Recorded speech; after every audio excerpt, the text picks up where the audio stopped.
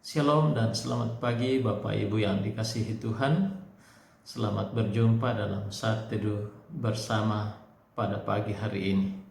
Kita akan membaca dan merenungkan bahagian firman Tuhan yang akan menguatkan kita menjalani kehidupan kita hari ini. Adapun pembacaan firman Tuhan terambil dari Yesaya 54 ayat 7 sampai 10. Yesaya 54 ayat 7 sampai 10, demikian firman Tuhan. Hanya sesaat lamanya aku meninggalkan engkau, tetapi karena kasih sayang yang besar aku mengambil engkau kembali. Dalam murka yang meluap aku telah menyembunyikan wajahku terhadap engkau sesaat lamanya. Tetapi dalam kasih setia abadi aku telah mengasihani engkau, firman Tuhan penebusmu. Keadaan ini bagiku seperti pada zaman Nuh. Seperti aku telah bersumpah kepadanya bahwa air bah tidak akan meliputi bumi lagi. Demikianlah aku telah bersumpah bahwa aku tidak akan murka terhadap engkau dan tidak akan menghardik engkau lagi. Sebab biarpun gunung-gunung beranjak dan bukit-bukit bergoyang, tetapi kasih setiaku tidak akan beranjak daripadamu, dan perjanjian damaiku tidak akan bergoyang, firman Tuhan yang mengasihi engkau. Kasih setia Tuhan bagi umatnya, itulah pokok renungan kita pagi ini. Masih segar dalam ingatan kita bersama peristiwa gempa bumi berkekuatan 7,4 skala Richter yang kemudian diikuti oleh tsunami dengan ketinggian hingga 5 meter yang melanda kota Palu dan sekitarnya pada tanggal 28 September 2018 pukul 18.02 waktu Indonesia Tengah. Seolah-olah belum lama berselang, padahal sudah hampir 2 tahun atau kira-kira 20,5 bulan dari sejak peristiwa itu terjadi hingga sekarang. Akibat guncangan gempa bumi itu kemudian muncul apa yang disebut dengan gejala likuefaksi yang memakan banyak korban, di mana waktu itu ada semacam pencairan tanah dan pergerakan tanah yang bergerak meluluh lantahkan bangunan dan berbagai hal yang ada di atas permukaan tanah. Dua tempat yang paling nyata mengalami bencana ini adalah Petobo dan Balaroa di Palu. Saat terjadinya likuifaksi, terjadi kenaikan dan penurunan permukaan tanah. Ada permukaan tanah yang ambruk 5 meter dan beberapa bagian naik hingga 2 meter. Di Petobo, ratusan rumah tertimbun lumpur hitam dengan tinggi 3-5 meter. Terjadi setelah gempa, tanah di daerah itu dengan lekas berubah menjadi lumpur dan menyeret berbagai hal yang ada di atas permukaan tanah. Sekarang ini kita masih bergumul dan berjuang melawan virus corona, suatu perjuangan yang melelahkan dan panjang. Bahkan sekarang ini kita sedang menghadapi apa yang disebut dengan new normal life, suatu cara hidup baru yang kita hadapi karena virus corona ini tak kunjung teratasi. Virus corona tidak hanya merusak kesehatan manusia yang saat ini telah menginfeksi 7,04 juta orang dengan 404.000 jiwa meninggal sebagai akibat dari virus corona ini. Tetapi virus ini juga meluluhlantahkan kemapanan perekonomian dan tatanan sosial postmodern yang telah baku selama ini. Bencana alam membawa dampak yang mengakibatkan trauma yang berkepanjangan. Bencana alam mengakibatkan ketakutan yang luar biasa di antara manusia yang ada di permukaan bumi ini. Tetapi dari pembacaan kita melihat ada hal yang lebih mengerikan dari segala macam kengerian, ketakutan akibat gempa bumi, yaitu apabila kasih setia Tuhan meninggalkan manusia. Bukankah kita hidup sangat bergantung kepada Tuhan? Bukankah kenyamanan, kedamaian, ketentraman batin kita sangat bergantung daripada pengalaman kita merasakan kasih setia Tuhan yang terjadi di dalam kehidupan kita? Tetapi tidak sedikit orang Kristen merasa bahwa Tuhan telah meninggalkan mereka. Tidak sedikit orang Kristen yang merasa bahwa Tuhan telah melupakan mereka. Padahal firman Tuhan dalam Ibrani pasal 13 ayat 5 dengan jelas mengatakan bahwa karena Allah telah berfirman, "Aku sekali-kali tidak akan membiarkan engkau, dan aku sekali-kali tidak akan meninggalkan engkau." Namun banyak orang yang tidak mempercayai firman Tuhan ini. Janji akan penyertaan Tuhan yang disampaikan oleh Tuhan dalam Yesaya 54 ayat 7-10 yang baru saja kita baca merupakan janji yang berlaku atas kehidupan kita. Ketika kita memperhatikan perikop ini, mungkin ada kecenderungan fokus perhatian kita kepada ayat 7 yang mengatakan, "Hanya sesaat lamanya aku meninggalkan engkau." Dan kita mulai berpikir bahwa memang ada saatnya Tuhan meninggalkan kita dan melupakan kita, walau hanya sesaat lamanya. Nas ini seolah-olah kontradiksi dengan pemahaman kita dan janji Tuhan, janji penyertaan yang berlaku selama-lamanya. Nas ini seolah kontradiksi dengan janji penyertaan Tuhan yang akan menyertai kita sampai kesudahan alam. Matius 28 ayat 20. Tetapi sesungguhnya ayat 7 ini sejajar dengan ayat 8. Jadi ini semacam paralelisme, satu bentuk penulisan syair di mana satu penggalan kalimat diulang lagi dengan kalimat yang berbeda dengan pengertian yang sama. Dalam ayat 8 dikatakan menyembunyikan wajah. Jadi kata meninggalkan dalam ayat 7 harus diartikan sebagai menyembunyikan wajahnya. Tuhan menyembunyikan wajahnya sesaat lamanya bagi kita. Jadi sesungguhnya Tuhan tidak meninggalkan kita. Yang benar adalah kita yang seringkali meninggalkan Tuhan.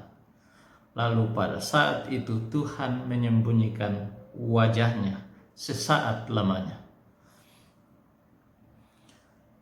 yaitu pada kondisi murka Allah yang meluap. Hal ini dilakukan Tuhan untuk kebaikan kita bersama. Karena kalau Dia tidak menyembunyikan wajahnya pada saat Ia murka terhadap kita, maka kita akan binasa karena kengerian murka tersebut. Justru karena itulah maka Ia menyembunyikan wajahnya. Pemazmur dalam Mazmur 76 ayat 8 berkata, "Siapakah yang tahan berdiri di hadapanmu pada saat engkau murka?" Namun pemazmur mengakui bahwa jika Tuhan murka, itu hanya sesaat saja. Mazmur 30 ayat 6 berkata, Sebab sesaat saja ia murka, tetapi seumur hidup ia murah hati. Nas yang kita bahas ini menekankan bahwa sekalipun Tuhan murka, itu hanya sesaat saja.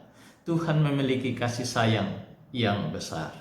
Dua hal yang kita lihat di sini, rahmat dan anugerah.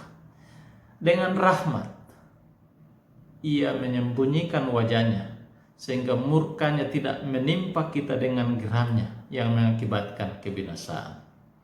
Dan anugerah ialah ia menyatakan kasihnya yang besar, kasih setianya yang tak berkesudahan, yang sesungguhnya tidak layak kita terima. Dalam Alkitab, rahmat dan anugerah adalah pernyataan kebaikan Tuhan yang luar biasa diberikan kepada kita. Rahmat adalah sesuatu yang layak kita terima, yaitu kebinasaan, tapi tidak diberikan. Anugerah yang tidak layak kita terima, tapi diberikan, yaitu segala kebaikan kemurahannya bagi kita. Rahmat dan anugerah adalah pernyataan kebaikan Tuhan bagi kita. Memang dalam Alkitab kadang-kadang kedua kata itu disinonimkan dan kadang-kadang dipakai secara bergantian. Tetapi dengan ini mengatakan kepada kita bahwa kasih setia Tuhan, kebaikannya adalah berlimpah atas kita. Jika kita kembali memperhatikan pembacaan kita, Tuhan mengasihi kita dan Tuhan tidak berubah dalam hal kasih-Nya. Dalam pembacaan kita saja tadi, berkali-kali Tuhan mengatakan bahwa kasih-Nya tidak akan pernah meninggalkan kita. Tuhan dengan tegas mengatakan bahwa Dia akan terus-menerus mengasihi kita. Bukankah ini kebenaran yang menggembirakan dan yang menguatkan bagi kita? Terlebih ketika kita membaca ayat 10. Sebab biarpun gunung-gunung beranjak dan bukit-bukit bergoyang, firman Tuhan yang mengasihani engkau. Tetapi kasih setiaku tidak akan beranjak daripadamu, dan perjanjian damaiku tidak akan bergoyang. Itulah janji firman Tuhan. Gunung yang kokoh kelihatannya tidak mungkin beranjak. Bukit-bukit yang tenang aman kelihatannya tidak bisa bergoyang. Tetapi fakta menunjukkan kepada kita bahwa gunung dan bukit bisa beranjak dan bergoyang. Yang tidak mungkin beranjak dan bergoyang adalah firman Tuhan dan janji penyertaan Tuhan bagi kita bersama. Tuhan tidak pernah bermain-main dengan firman-Nya. Tuhan serius dengan setiap perkataan yang diucapkannya. Jika dalam ayat 7 Tuhan mengatakan Dia akan memelihara kita dengan kasih sayang yang luar biasa. Kemudian ayat 8 Tuhan mengatakan bahwa Dia berbelas kasihan kepada kita karena kasih sayang yang besar. Bahkan dalam ayat 8 dikatakan Tuhanlah penebus kita. Tuhanlah yang menolong kita dari setiap persoalan hidup kita yang kita alami. Tuhanlah yang menolong kita dari setiap pergumulan hidup kita. Tuhanlah yang melepaskan kita dari berbagai-bagai pergumulan kita. Dialah yang tetap ada untuk selama-lamanya. Jika Tuhan mengatakan Dia penolong kita, maka Dia pasti akan menolong kita bersama-sama. Amin. Mari kita sejenak memuji Tuhan berdasarkan firman Tuhan ini.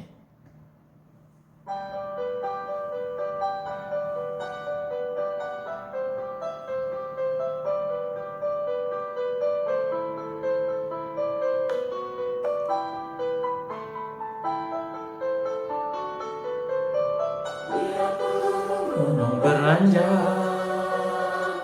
bukit-bukit pun bergoyang, namun kasih setiamu tak akan beranjak dariku.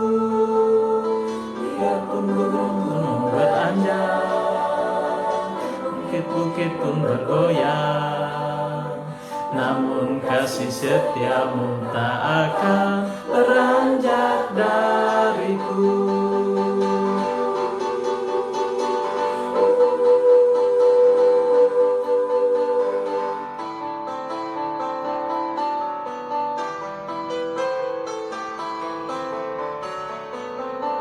Biarpun gunung-gunung beranjak, bukit-bukit pun bergoyang, namun kasih setiamu tak akan beranjak dariku. Biarpun gunung-gunung beranjak, bukit-bukit pun bergoyang, namun kasih setiamu tak akan beranjak dariku. Tak akan beranjak, tak akan bergoyang, tak akan beranjak, tak akan bergoyang. Demikianlah firman Tuhan yang mengasihiku.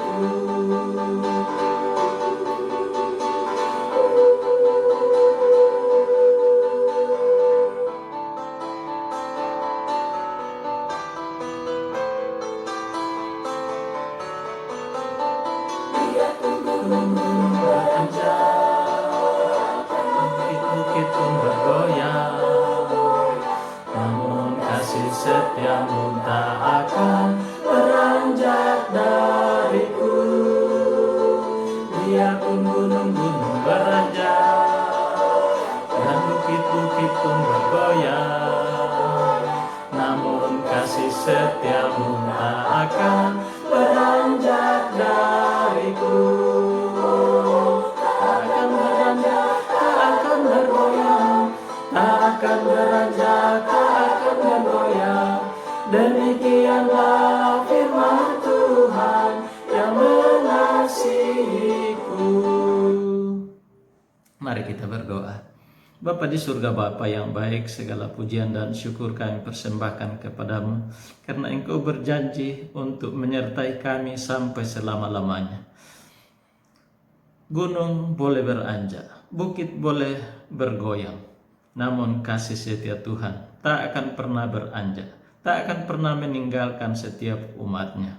Karena itu Tuhan, tolong kami, kuatkan kami dalam menjalani kehidupan yang berubah-ubah, yang penuh dengan goncangan. Biarlah kami mengandalkan Tuhan, kami mengandalkan janji Tuhan, kami mengandalkan penyertaan Tuhan yang sempurna akan menolong kami bersama sampai kami menyelesaikan perjuangan kami di bumi ini dan kembali kepada Tuhan.